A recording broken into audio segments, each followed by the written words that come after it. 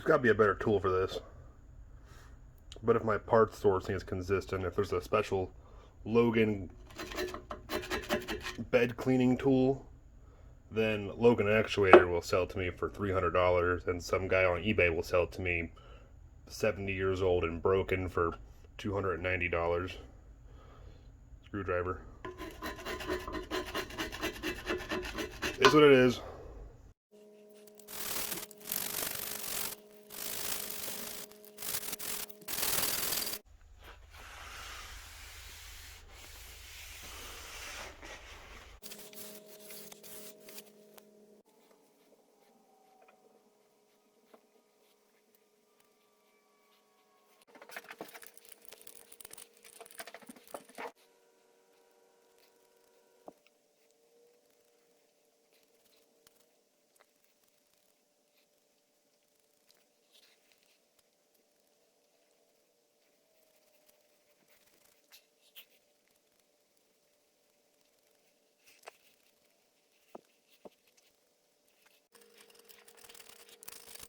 Pro tip. Just because the last guy painted a machined bearing surface doesn't mean you should too.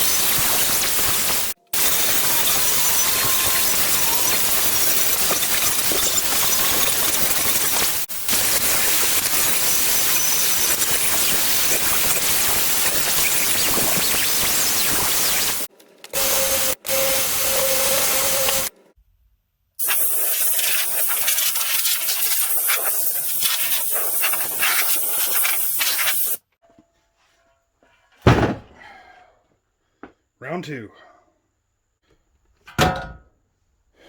Ugh.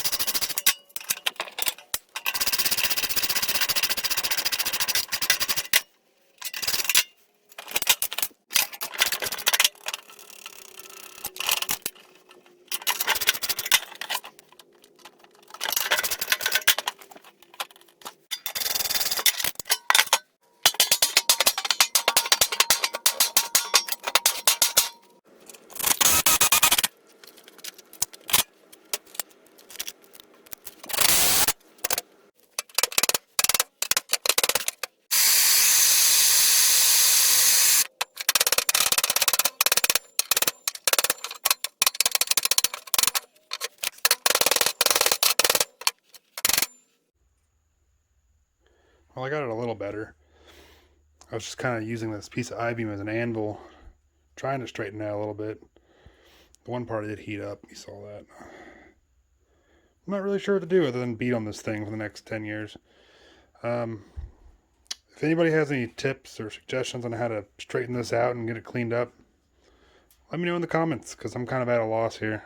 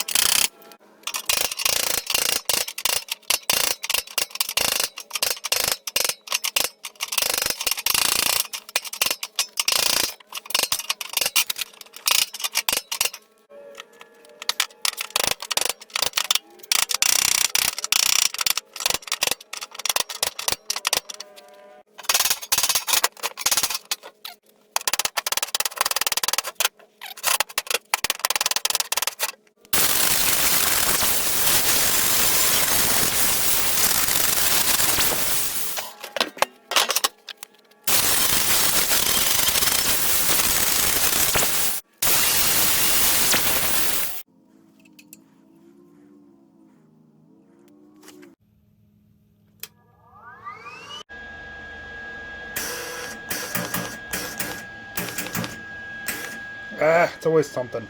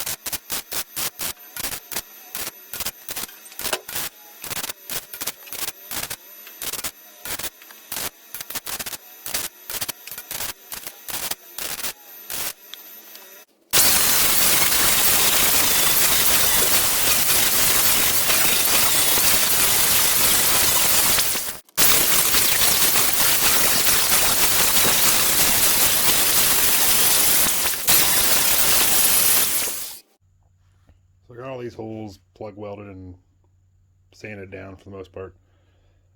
I'm going to leave this chip tray like this until I can find a better way to straighten this out, because as it stands, I do not have enough knowledge to work sheet metal. I am not a sheet metal person.